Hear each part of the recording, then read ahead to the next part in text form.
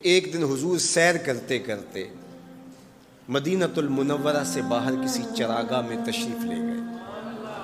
وہاں ایک قافلے نے پڑاؤ کیا ہوا تھا، تو ان کے سرخ رنگ کے اونٹ چل رہے تھے۔ ایک اونٹ حضور کو پسند آ گیا، اس کے بخت کے حضور کو پسند آ گیا۔ تو حضور نے ان سے کہا کہ یہ اونٹ بیچتے ہو؟ انہوں نے بیچنا تھا یا نہیں بیچنا تھا؟ حضور نے پوچھا تو کہا جی بیچتے ہیں۔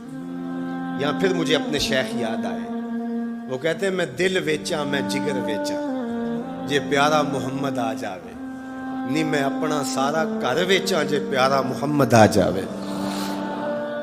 کہا جی بیچتے ہیں، کتنے کا؟ کہا اتنے کا۔ سودا طے ہونے لگا۔ حضور نے فرمایا ٹھیک ہے میں اسے خریدتا ہوں۔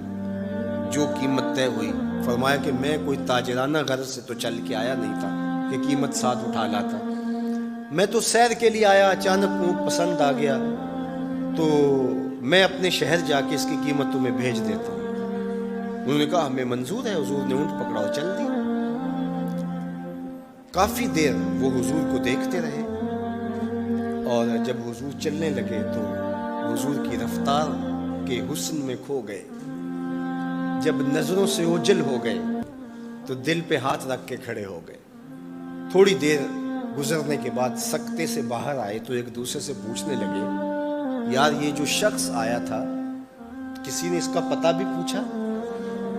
کسی کو ادھار سودا دیا جاتا ہے تو آپ اسے جانتے ہوتے ہیں تبھی دیتے ہیں نا، یا درمیان میں کوئی ضامن ہو، یا پھر وہ کوئی شے گروی رکھ دے تو اس کے عوض میں آپ سودا دے دیتے ہیں، اور نقد دیں تو آپ کو ان چیزوں کی ضرورت نہیں ہوتی۔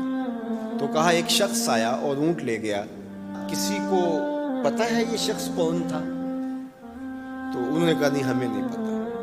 یار عجیب کہانی ہے، ایک شخص آیا قیمتی اونٹ لے گیا اور اپنا پتہ بھی نہیں بتا کے گیا، کوئی درمیان میں ضامن بھی نہیں رکھا اس نے، اور کوئی شے بھی گروی نہیں رکھی۔ ایک بولا یار جب وہ باتیں کرتا تو اس کے منہ سے نور جھڑتا تھا، میں تو اس کے چہرے کو دیکھتا رہ گیا۔ اذا سر استنار وجہ، اس کے چہرے سے نور نکلتا تھا۔ دوسرا بولا یار جب وہ مسکراتا تھا تو میں تو اس کی مسکراہٹ میں ہی کھو گیا۔ ایک نے کہا جب وہ بات کرتا تھا منہ سے چھن چھن نور کی کرنیں نکلتی تھی۔ اللہ اکبر۔ ایک کہا یار میں تو اس کی زلفوں کے پیچ و خم میں کھو گیا۔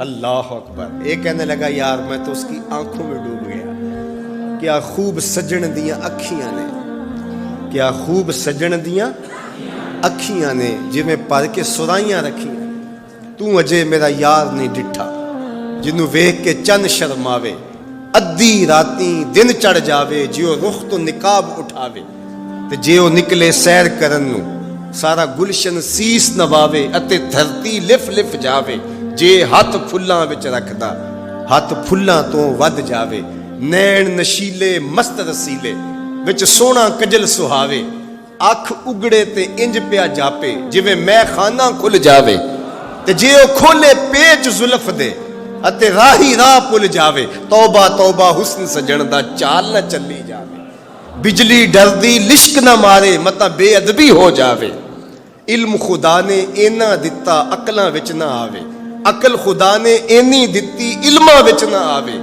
کی اعجاز نظر وچ او دی جو آوے وک جاوے، خلق او دے نے مولئی دنیا کوئی ورلائی جان بچاوے، آزم ایڈا سونا ماہی سانو کدرے نظر نہ آوے۔ انہوں نے کہا یار ہم تو اس کے حسن میں کھو گئے، کسی کو یاد نہیں رہا اس کا پتہ پوچھ لیتا۔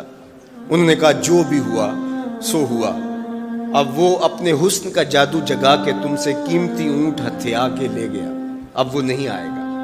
تو جب انہوں نے یہ کہا نا اونٹ ہتھیا کے لے گیا، امام زرقانی نے لکھا ہے باقی لوگوں نے بھی کہ اب تک خاموش بیٹھی قافلے کے سردار کی بیوی نے خیمے کا پردہ سرکایا، اور جنہوں نے کہا وہ اونٹ ہتھیا کے لے گیا ان سے مخاطبت کرتے ہوئے اس نے کہا انا ضامنۃ لسامان جمالکم لا یغدر بکم، اگر وہ پیسے دینے نہ آیا تو میں ضامنہ ہوں، مجھ سے پیسے لے لینا۔ اچھا تو جانتی ہو؟ اسے کہا اللہ میں بھی نہیں جانتی۔